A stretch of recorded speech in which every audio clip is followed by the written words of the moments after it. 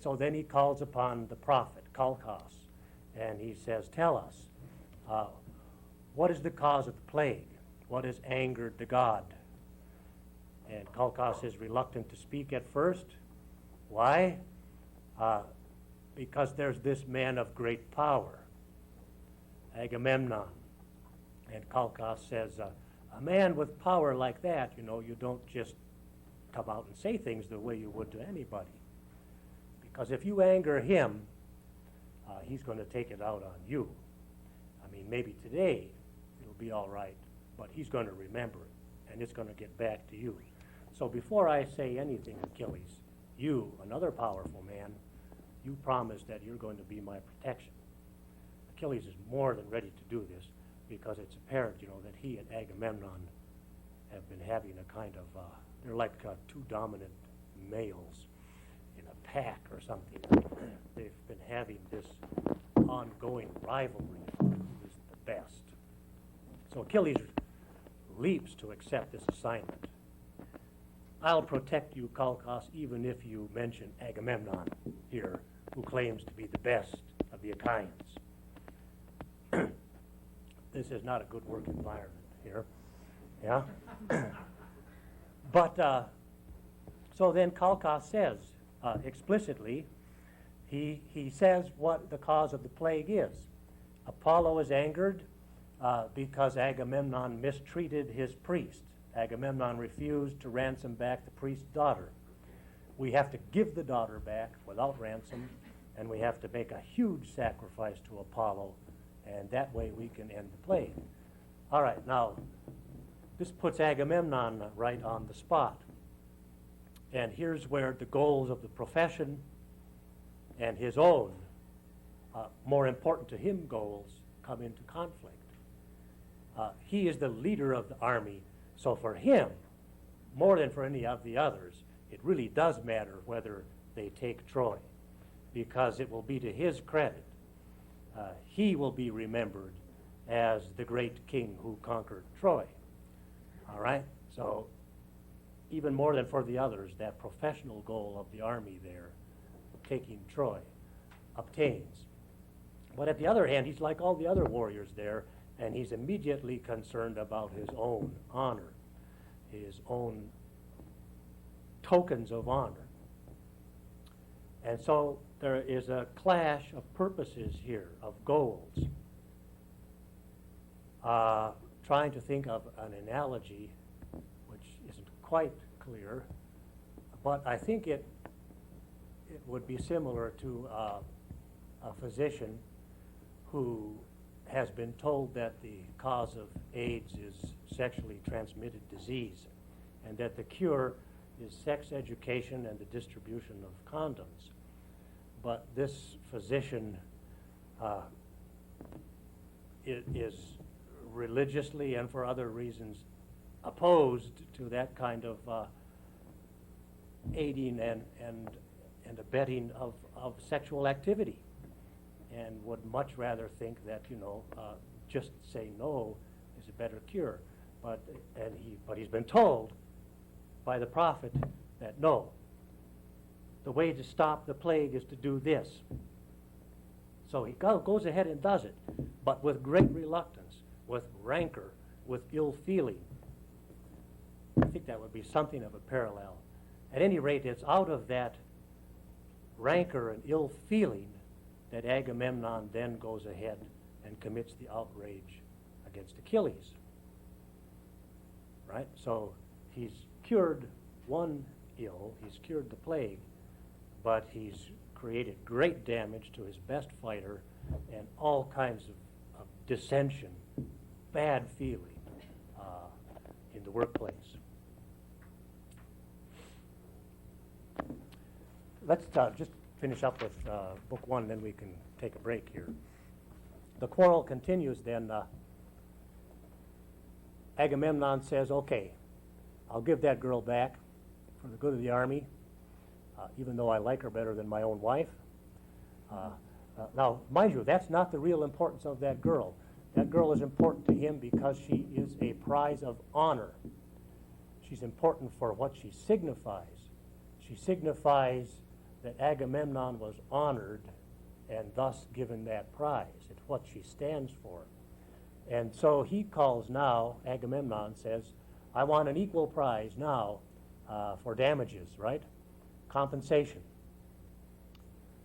Now Achilles calls this greed.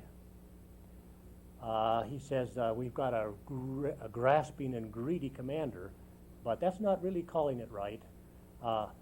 In fact, Agamemnon and Achilles are both very concerned about the same thing. They're very afraid of being dishonored, of being publicly shamed. And that is what this kind of disprizing, the taking back of a prize, this giving up of a prize of honor signifies. There's a special name for this. It's called a geros. And that means that it is a prize of honor. And so if you want to know how much you are honored, you should be able to go into your tent or your lodge and count your tripods and your bars of gold and your slave girls and go out back and see how many horses are tied up. All this is booty of war that's been given to you as a prize of honor. So if a prize of honor is taken back in front of everybody, the way the priest's daughter has been given up now by Agamemnon, he's been devalued. Says, okay, I'll give her up, but quick, give me another prize. Bring me up to where I was. This is a shame culture. I mean, they're greatly afraid of being shamed. That's the worst thing that can happen to them. So the quarrel gets worse. Achilles doesn't like Agamemnon because he thinks he's greedy, he's grasping, he's not much of a fighter, he takes more than his share of the prizes. Agamemnon, in turn, doesn't like Achilles. Says, because you're the most violent man alive. I mean, you like fighting. And I don't like you because of that. So each of them sees the other as flawed in their role as warriors. Okay? So maybe you're a good doctor, but, you're not.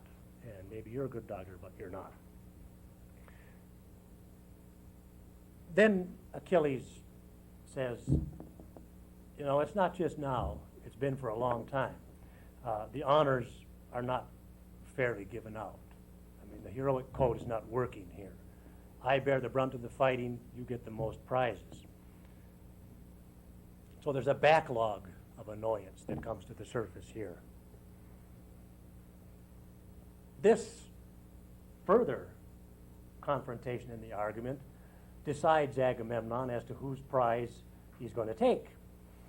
He says, all right, I've just decided I'm going to take your prize. I'm going to take Briseis. Then I'll be back up to where I was in terms of honor. Of course, Achilles will now be dishonored, right? And at this point, Achilles almost kills Agamemnon, right? He's drawing his sword, and he's pondering, should I kill him right now? And then Athena, who's sent by Hera, who loves them both and doesn't want to see this kind of bloodshed, appears to him and stops him. Okay? Then he decides, okay, he didn't kill Agamemnon. That's when he swears his oath on the scepter that he's holding. He's holding the scepter because it's his turn to talk.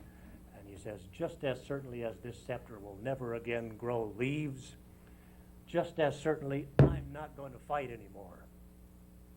And you're going to find out the depth and gravity of your mistake.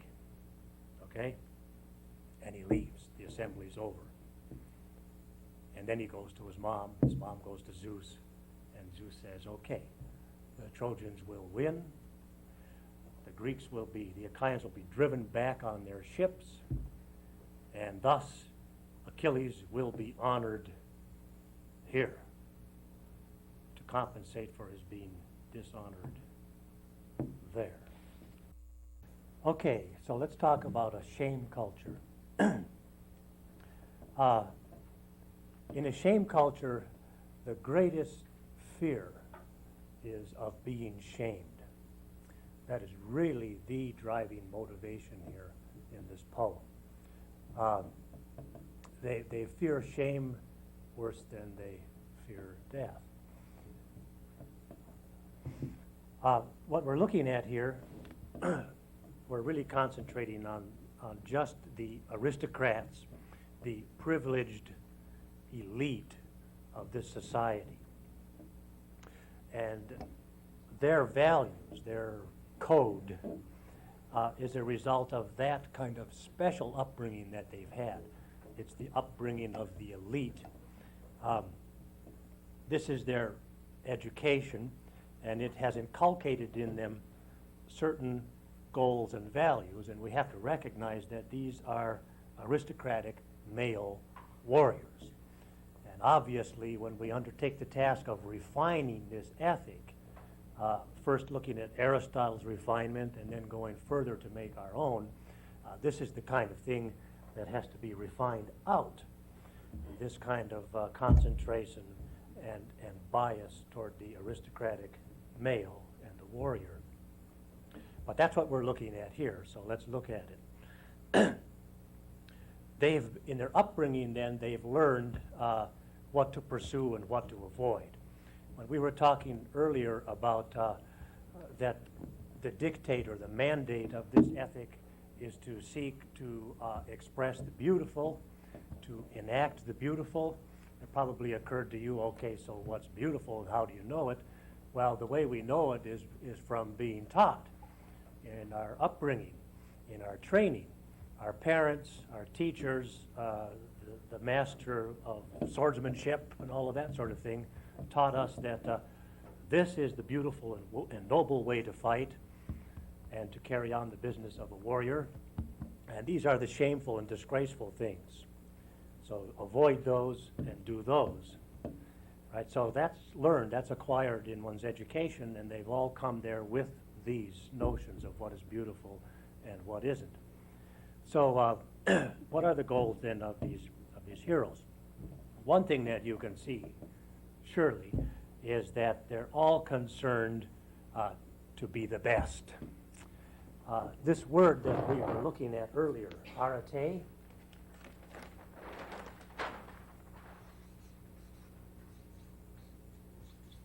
it has in it the same root that we have in aristos, which means the best. That's the word we have in aristocracy. Aristocracy means rule of the best. Aristos means the best. And they're all trying to be the best.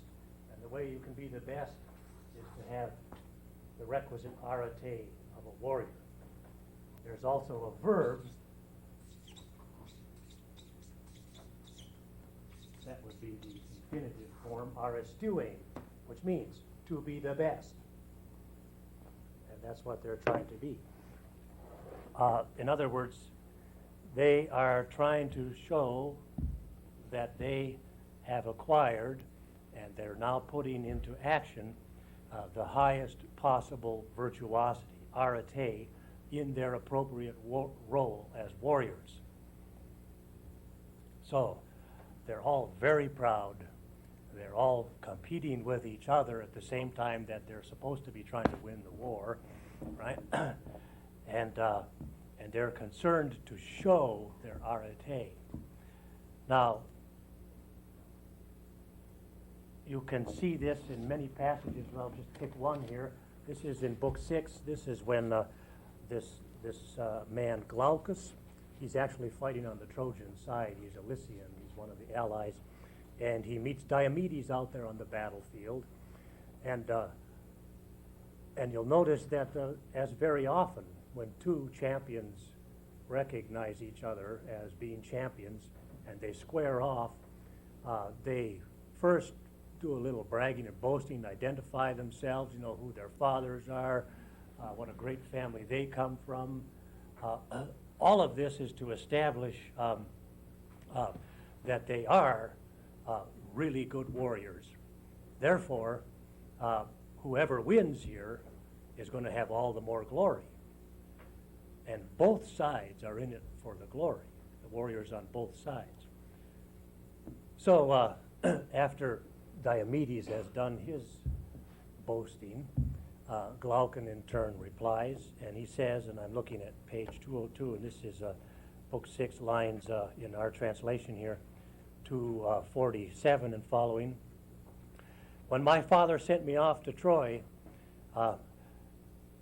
I hear his urgings ringing in my ears. Always be the best, my boy, the bravest, and hold your head up high above the others.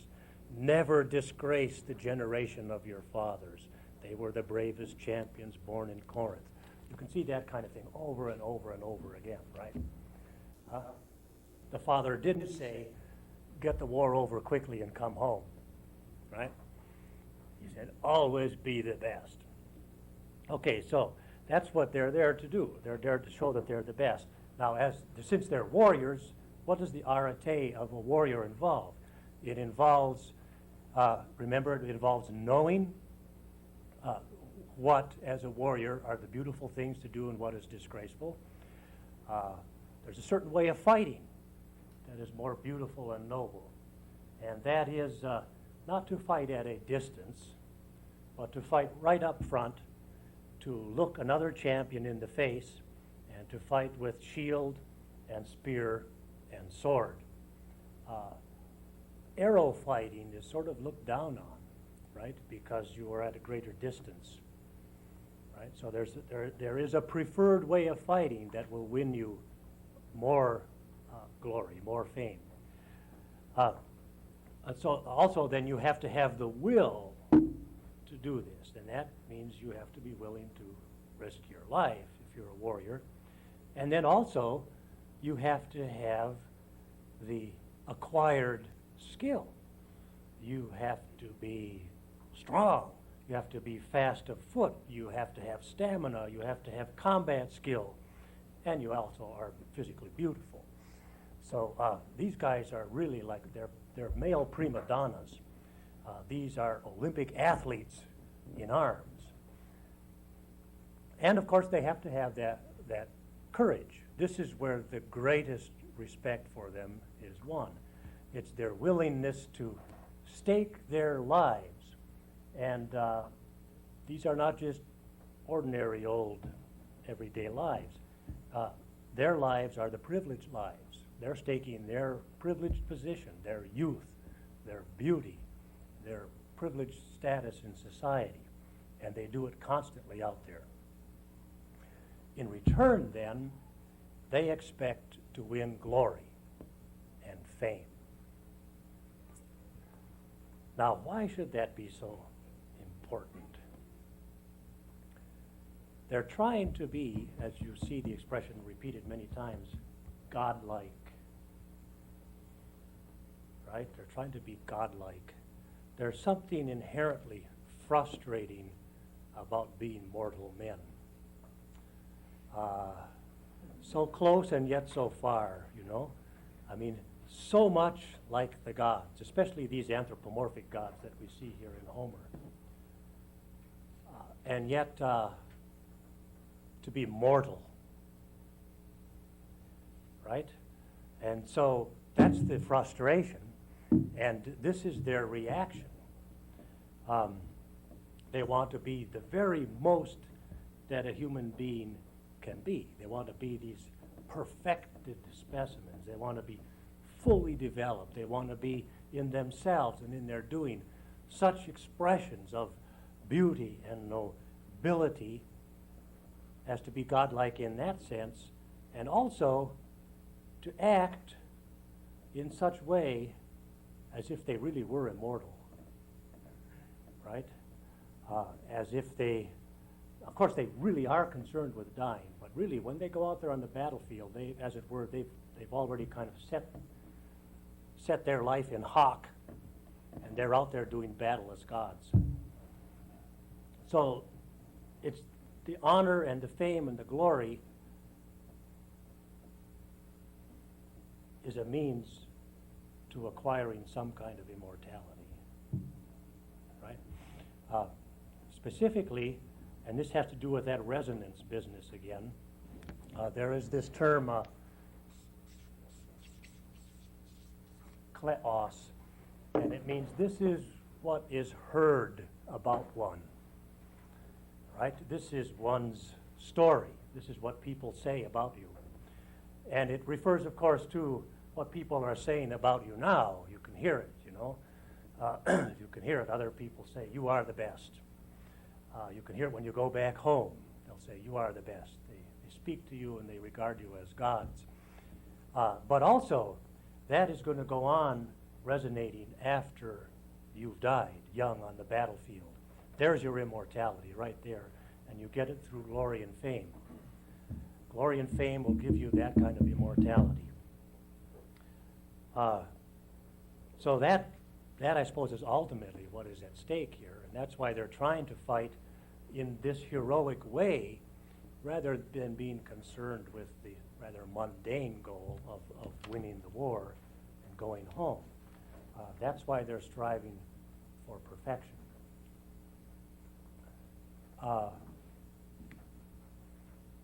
So the arete of a warrior is manifested on the field of battle in mortal combat. Now, you can also gain some glory and fame in athletics. Yeah? And I'm sure you're all familiar with that. I mean, there's something beautiful, there's something thrilling about watching these physically perfected human beings performing these almost godlike feats. But this is where it really is won, because here you're risking your life. This is not a game, right? Now, this then is that moral goodness within this frame of reference that we were talking about. This kind of aretaic activity, if we can call it that. The performance of their work at this level of virtuosity, involving this risk, this skill, and everything that went into the acquisition of it. And there's a certain beauty and nobility in this, even though it takes place out there on the bloody battlefield. So, why should things like prizes of honor be so important? What's so important about a concubine, after all? Or bars of gold, these booty or spoils of war? Well, in addition to how it adds to your fame and glory overall and thus leads to your immortality, there's also the resonance here and now, the evaluation from peers. This word, time, it looks like time, right? But that's a transliteration of the Greek. Time, this is the word for honor. And honor bestowed by peers is very important as a measure of one's worth. It's a way of hearing back that you are meeting that ideal standard, right? It's a form of resonance from the community of peers. It's a way of having one's value measured.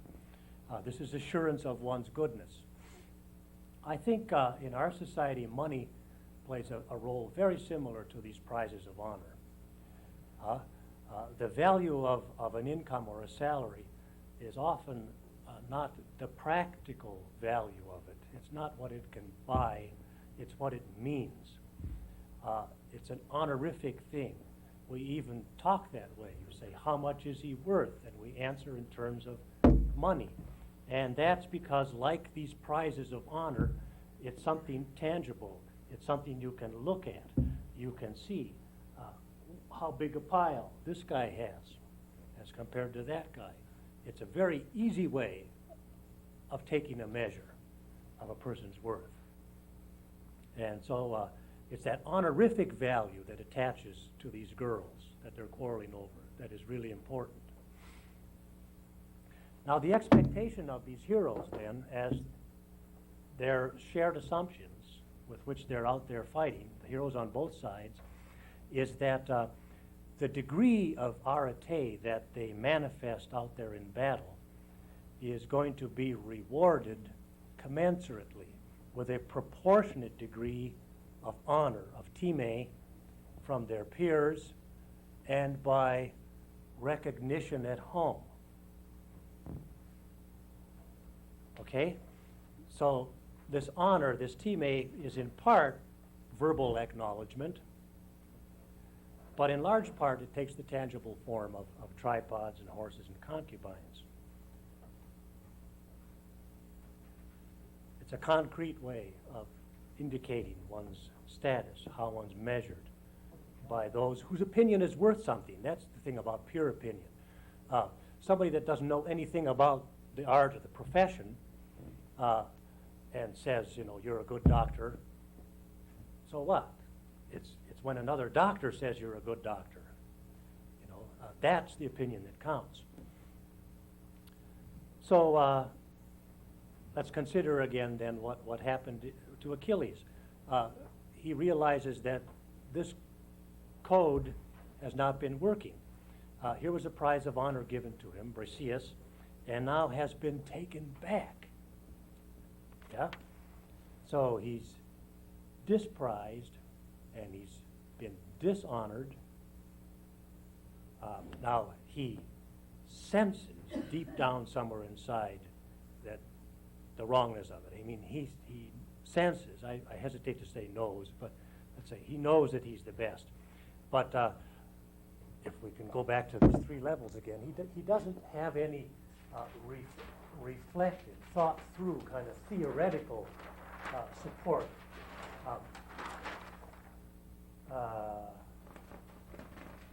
Whoops. Here, right? He has only kind of an unarticulated sense that he really is good, despite being devalued here. All right? So the whole system doesn't seem to be working here. So then what is the point of fighting? The purpose of it no longer exists. Why should he exert his mighty powers and win glory for Agamemnon? So he says, nuts to that. I quit. Okay? Now, imagine yourself perhaps in a similar situation. I pose a hypothetical situation here. Here you are. You've come not so long ago out of a Harvard medical school, right? Having won straight A's there. So you've put in 10 years or so medical school, all the rigors of internship. And by the time you get through with that, you're looking forward to some recompense, some compensation, some reward. You're looking forward to an income in 6 figures, perhaps. And the status and the luxury and the respect that goes with it. And then suddenly that honor disappears. Suddenly, let's say, for instance, that there's a comprehensive national health care plan adopted. Suddenly, socialized medicine. Doctors become public employees, public servants, and are paid accordingly. And so what's the reaction of a person in this situation? You say, what? You know, I worked so hard and sacrificed all those years so that I can make $30,000 a year? Nuts to that. I won't do it. I'm not going to be shamed. I'm not going to be undervalued like that. I'll quit first. So there's something wrong here with the code. There's some kind of separation of means and ends.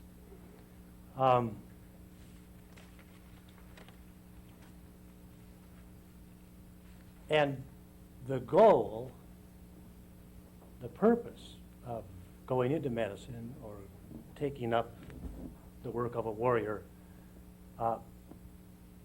it should be something that is more self-sufficient and not something that can be taken away so easily.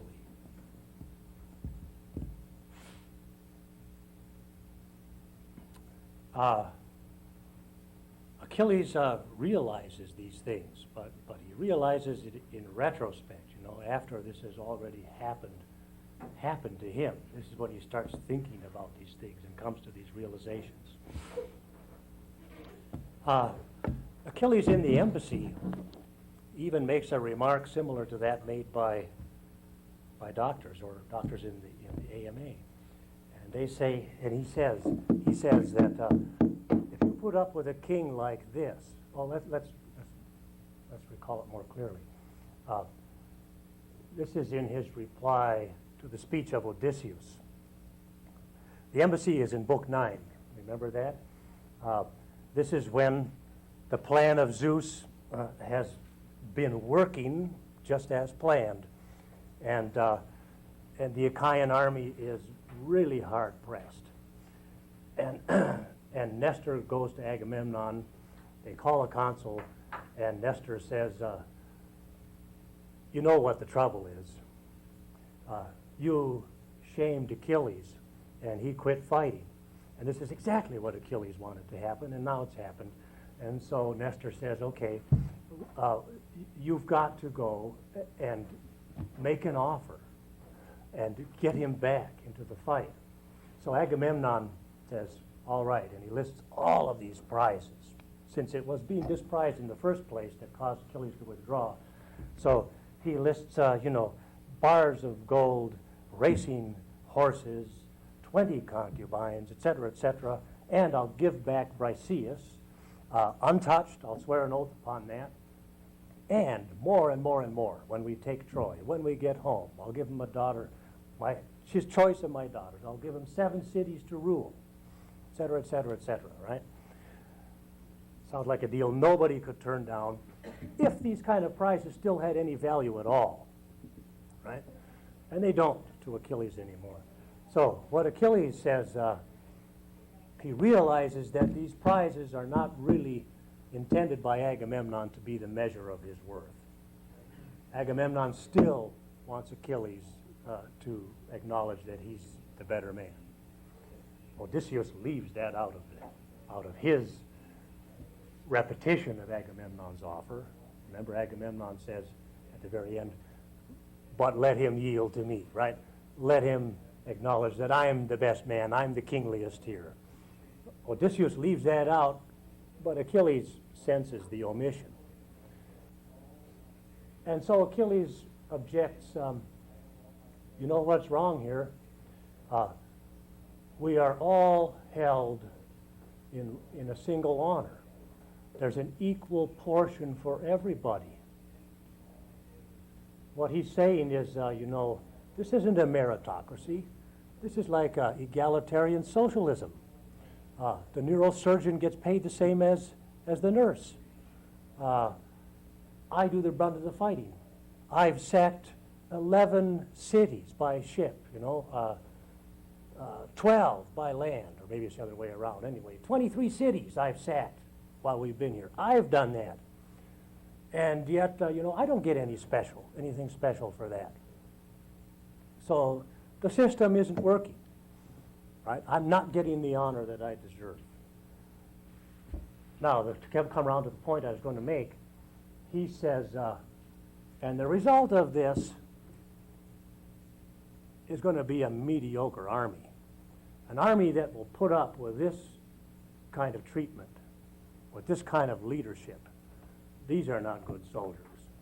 These are wimps, right?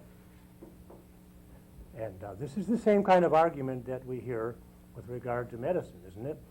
That if you take away these rewards, then you're not going to attract good people. And that's assuming that they're attracted because of those goals and not of these other goals.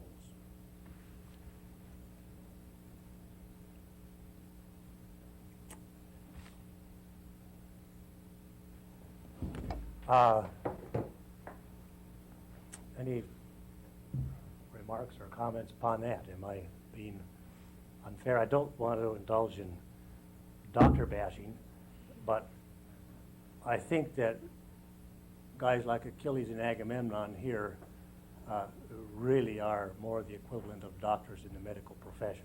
I mean, they're the heroes, the champions, the ones that are out there in the front lines, taking the responsibilities and therefore expecting the higher reward.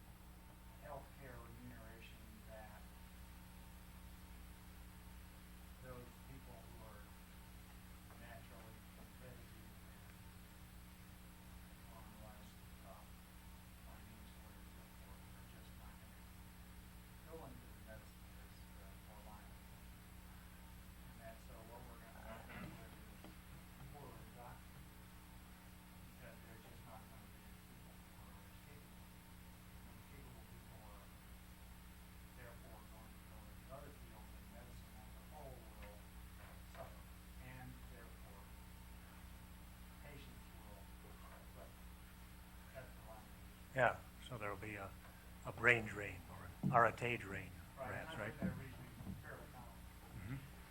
Um, I object to that, I think, in terms of it being strictly in the medical profession. sure. And your statement about doctor bashing, the way you use the term is sort of interesting. The president, doctor bashing, the federal government, doctor bashing. We saw a tremendous bashing going on in the Senate Judiciary Committee this last week. Everybody's bashing everybody. I guess my objection is that from the time that I started, and John, and people in our age group, Steve, developed their medical expertise and their medical education, the whole concept, as I see younger people getting out today, is entirely different. And I think that much of what you're relating to Agamemnon and Achilles in terms of the need for the golden calf honors may not be in the philosophies of a lot of the physicians that are coming out in practice today. And I think the disservice done to the public is if you will, bashing that the media still delivers in the older concept. I'm making myself play with all that. I think something that's clear is that your sense is that doctors are sort of the target of a more general discontent with the healthcare situation. Well, to come out, frankly, I think doctors are commodities. I think you can go pick up a can of peas on one shelf and a doctor on the other shelf. That's what's happening in practice of medicine. And that's beside the point of the discussion. But and that's what I think is happening in the medical profession. And I'm not sure doctors are entirely guilty of that perception. Yeah, Roger? I maybe approach it a little different angle. I'm almost as old as people. And so I come basically out of the same generation. I've always looked up to you.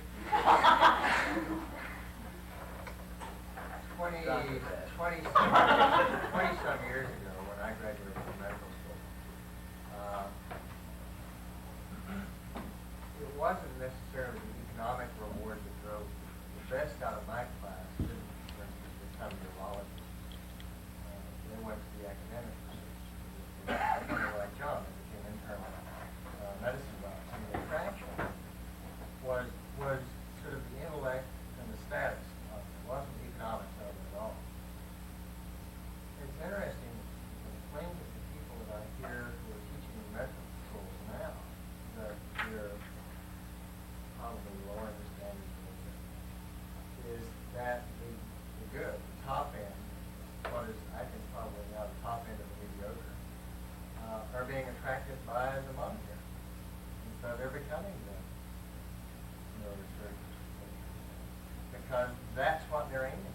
And I think because of the reward is not the money. The reward is probably the status, the regard. And the money, but the money is a measure of that, isn't it? No. In some. No, it's really not. I mean, the internists have never been the highest paid positions, but among each other, they've been among the highest regarded positions.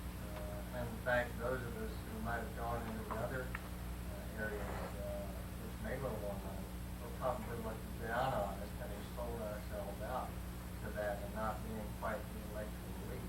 There was a pecking order 25 years ago. And I think because the status society is regarded the profession has been changed, I think you're seeing a re-aiming of goals that runs to the top now. I maintain that there's a different group of people down in this area are in fact aiming at these because that's all it's like. That's the only reward you can get out of it anymore. Nobody likes us. Everybody hates us. Nurses hate us. Patients hate us. As a group, they love us as individuals, supposedly. And so all you've got left to go for is just like the President and General Motors. You've got the body. And that's what the kids are going for now. So what you're saying is that people go into medicine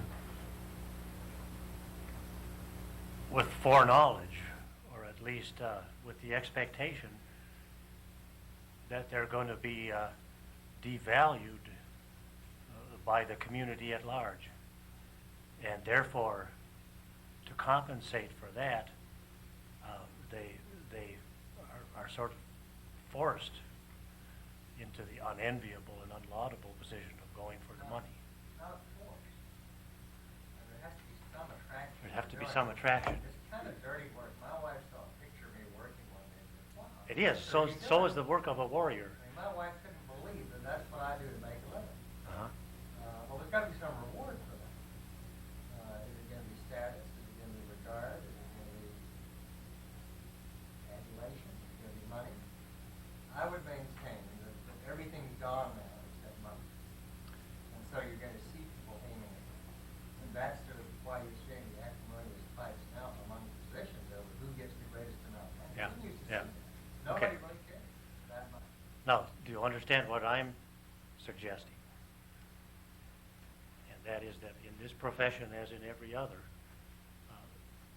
we should think rather that the greatest rewards are in the doing of the work itself at a level of virtuosity, that in itself is what is rewarding. It may be more easy to see if we look at another profession and then come back with all the force of analogy behind us and consider, for instance, a musician. The musician has rewards of public praise. The musician has some reward that is financial, fame, but really what is thrilling and rewarding about being a virtuoso musician is playing music at a level of virtuosity. It is right there in the doing. And I think that not only the work of a physician, but even less, in prima facie, less attractive and totally mundane activities can be seen in that way. I mean, that's the challenge here, is we have to take things that are obviously splashy, like being a frontline fighter in a war like this, and capture those values and take them into our work here and now today. And it's really a matter of, as you were saying, why do they go into it? You're saying that nowadays people go into it with different rewards, expecting perhaps that's because nobody ever suggested this other to them. Yeah, but my whole life is based on doing everything I do with this virtuosity. Medicine, not. Yeah, that's the not way like it should be. medicine. That's what we're aiming at. I was out windsurfing the other day, and I'm windsurfing to become, if not a virtuoso, a good windsurfer. That's my goal. I'm a very goal-oriented person. But that doesn't have anything to do necessarily why I'm in medicine or anything else. It has to do with what job I do in medicine, how I carry that out. I have a certain pride in doing it with Shaun or whatever you want to call it. But I have the same thing with skiing. I have the same thing Yeah, with photography. right. That's just my character, and that has nothing to do with my choice of medicine as a way of playing out my profession. Okay, I perhaps. assume I'm going to do it well if I Yeah. go into it. And that's the whole purpose. So that's my satisfaction in anything. Yeah, but still, I think you've confessed yourself to be in very close agreement to what I'm advocating here, Oh, right? yeah. Yeah. But not just in medicine. Yeah. That's just Now, what I'm suggesting over and above that is that we can now give some theoretical underpinning to approaching work in this way, so that we can put the emphasis on having the excellent performance of work be rewarding in itself, and to have that as the chief or principal reward. And that will mean that it won't make much difference, really, if some other people don't value it very well. Although that's important, that'll always be important, because if you know you're doing it well. Now, Achilles has that sense. I mean, he knows that he's the best fighter, and yet he's been dishonored. And that's why he's looking for support here.